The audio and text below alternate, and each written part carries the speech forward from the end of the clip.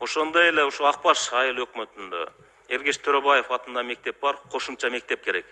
Бул мектеп көптөн бери ремонтко эч кандай алынган эмес. Мына ушу маселени дагы сиздерге протокол тапшырма берет элем. Карап чечип берсеңиздер. Үчүнчү маселе. Алмаз Акмынжанович протокол тапшырма берет элем.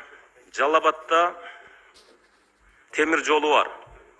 Жалал Абад станциясы менен Ташкент станциясынын ортосунда пассажирский жүрүүчү поезд жолдорун ачууну сунуш кылам. Элдерибизге бир топ көйгөйлөрүн чечет эле.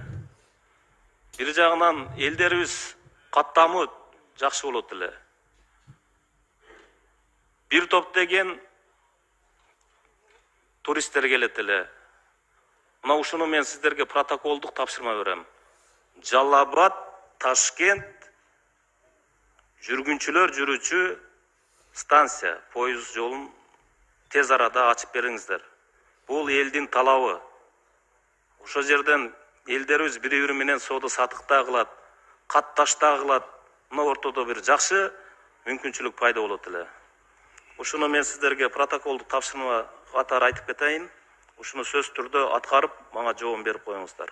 Рахмат.